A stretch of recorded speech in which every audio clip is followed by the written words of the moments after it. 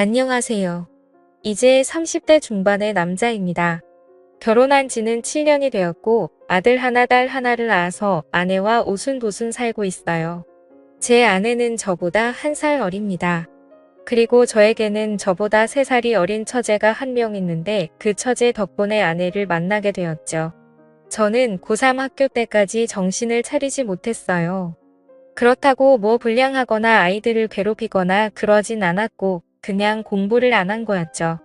솔직히 저희 집이 잘 사는 건 아니었지만 그렇다고 해도 부족한 건 없었고 앞으로 어떻게 살아야 할지 걱정 같은 건 해본 적이 없었어요.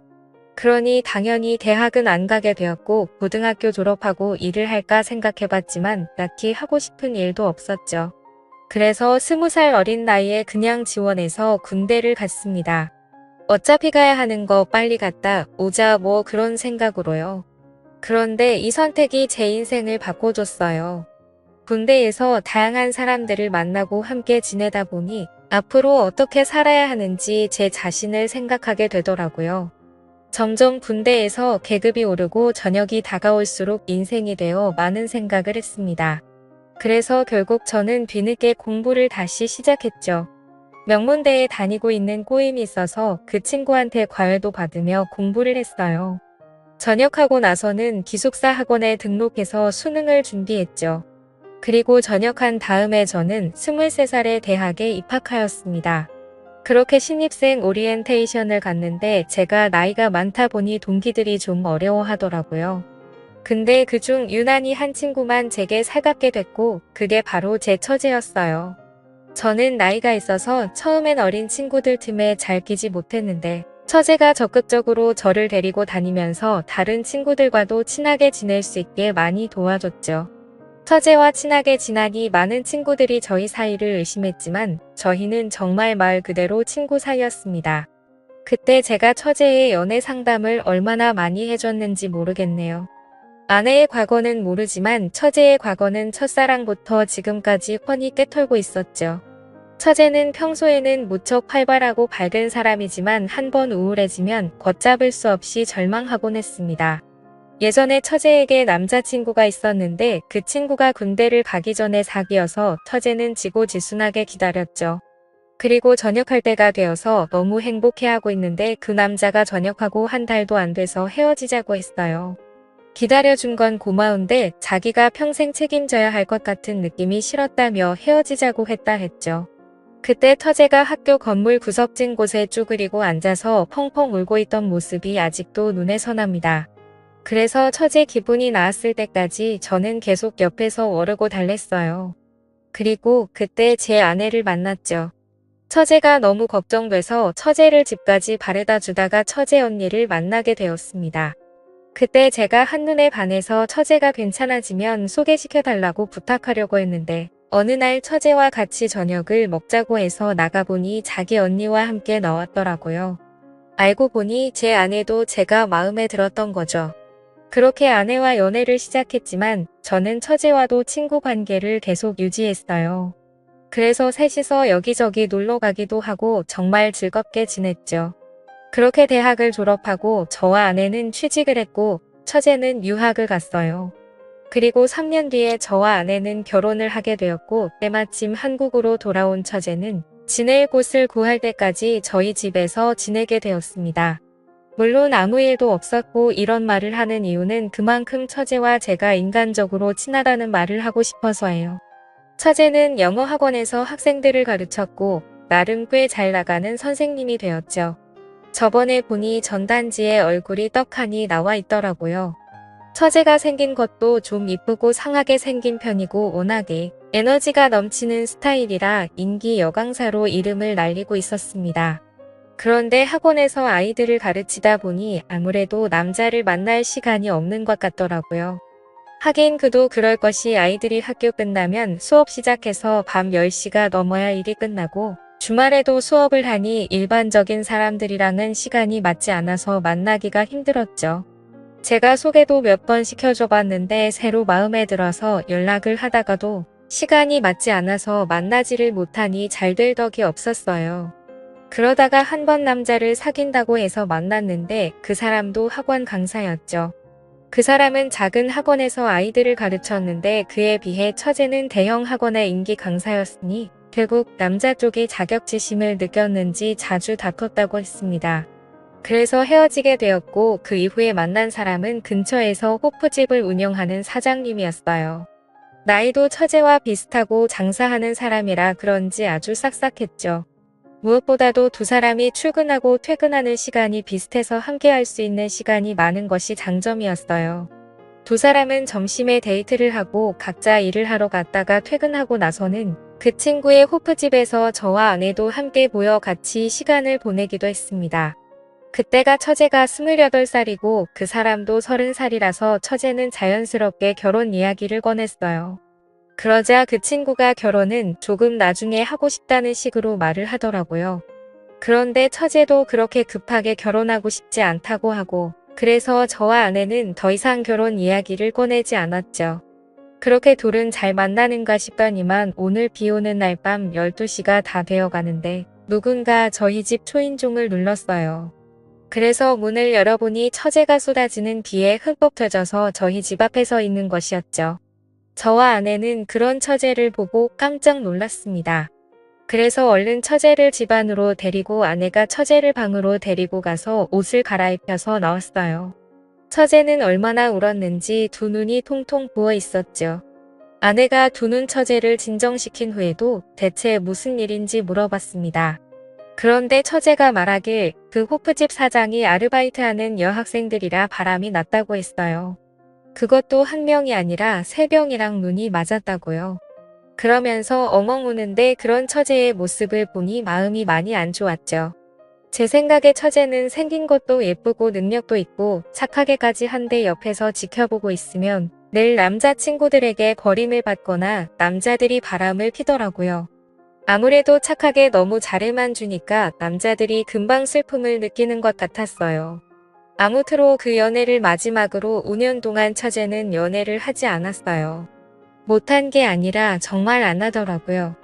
이제 남자 만나는 거 지긋지긋하다면서 일에만 전념했습니다. 그러다가 아내가 임신을 하게 되었고 저희는 예쁜 딸을 낳았어요. 그때부터 매주 주말에 학원 수업이 끝나면 처제가 저희 집으로 와서 제 딸을 보고 주중에는 시키지도 않았는데 자기가 딸을 봐주겠다며 아내를 보고 잠시 놀고 오라고 했습니다. 제 생각에는 처제도 아이를 낳고 가족을 가지고 싶다는 생각을 하게 된 것 같았죠. 그렇지만 연애라는 게 마음대로 되는 게 아니잖아요. 제가 다시 처제에게 소개팅을 시켜주고 제 아내도 여기저기 괜찮은 남자들을 소개시켜 주었지만 잘 되지 않았어요.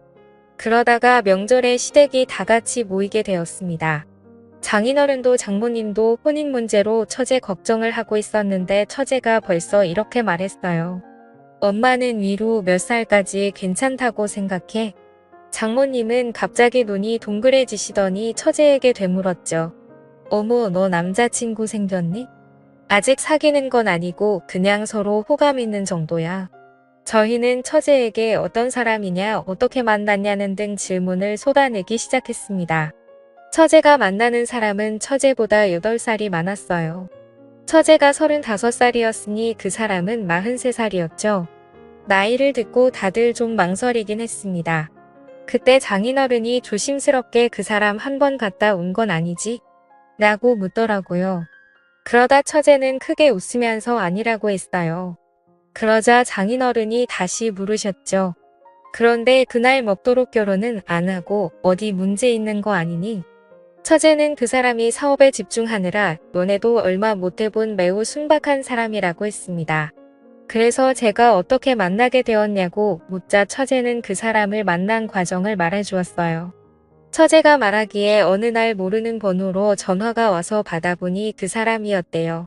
그 사람은 대치동이 새로 학원을 오픈할 예정이었는데 선생님이 필요하다면서 처제를 스카우트했죠. 그 사람은 분당 쪽에서 학원을 운영하던 사람이었는데 이번에 대한민국 학원의 메카인 대치동으로 사업을 확장할 계획이었고 전국 각지의 유명 선생님들을 유치하는 중이라고 했답니다. 처제는 처음에 그냥 나이 좀 있는 아저씨라고 생각했는데 이야기를 나눌수록 아는 것도 많고 특히 사람을 편하게 해주는 자상함에 끌렸대요. 그러면서 서로 가까워지게 되었고 결국 지금은 호감을 가지고 만나는 단계라고 했죠. 이야기를 다 들은 장모님은 저에게 말했어요. 김서방 차내가 볼 땐 어떤가? 괜찮은 사람 같아? 글쎄요. 제가 직접 만나보지 않아서 뭐라고 말씀드리기가 곤란하네요. 그렇게 처제의 남자친구 이야기에 처가 식구들은 즐겁게 명절을 보냈습니다. 그리고 결국 처제는 그 사람과 사귀게 되었고 주말에 시댁에 인사를 드리러 간다고 해서 저와 아내도 시댁으로 향했죠. 그 사람은 양손에 선물을 한가득 들고 낑낑거리며 시댁으로 왔습니다. 그리고 함께 식사를 하고 차를 마시는데 그 사람도 처제처럼 학원 강사였다가 학원사에 끼어들었다고 했어요. 그래서 지금 본당 쪽에서 굉장히 유명한 학원을 운영하고 있는데 학생 수가 많아서 본원과 분원으로 나눠서 학생들을 받는다고 하더라고요. 처제는 남자친구의 능력을 어필하려는 듯 이어서 말했습니다. 그 학원 선생님들도 장난 아니야. 그리고 거기 등록하려면 3개월은 기다려야 해. 장훈이가 장인으로는 처제의 남자친구가 무척 마음에 드신 것 같았습니다. 처음에는 나이 때문에 좀 걱정하긴 했지만 만나보니 생각이 바뀐 것 같더라고요. 물론 저도 같은 마음이었죠.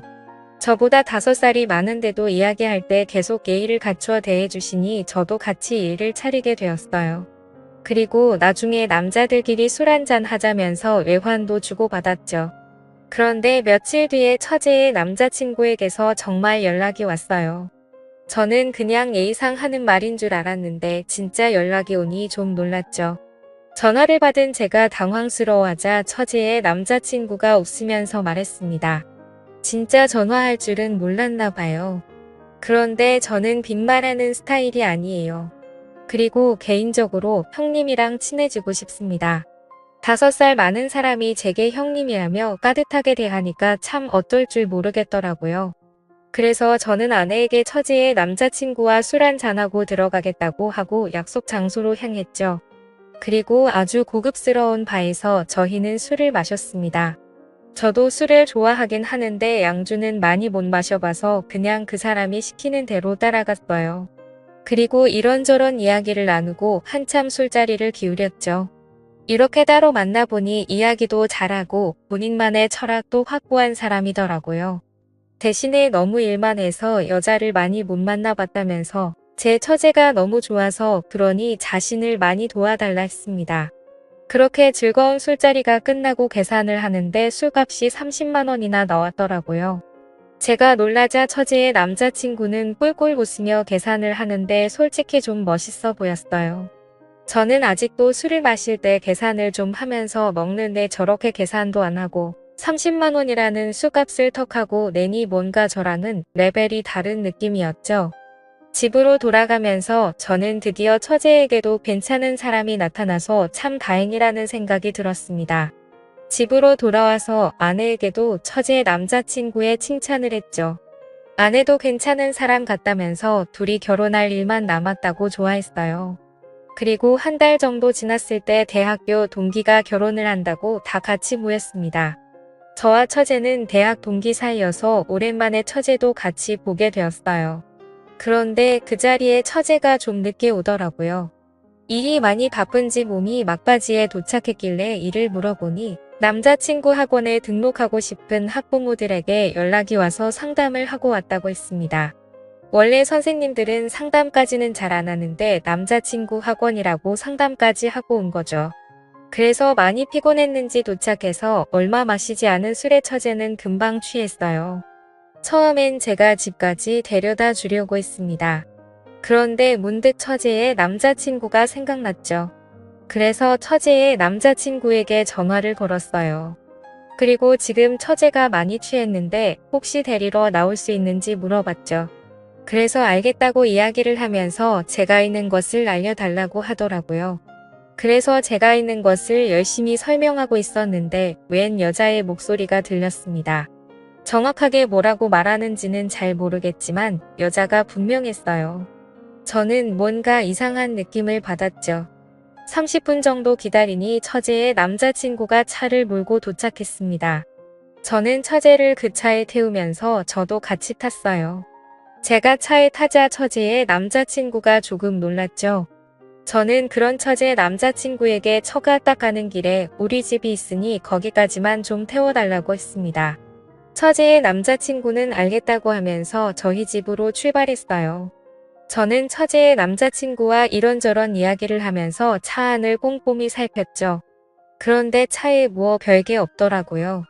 그리고 집에 도착해서 차에서 내렸습니다. 집으로 들어온 제가 괜한 의심을 했나며 옷을 갈아입는데 아내가 갑자기 웃음을 말했어요.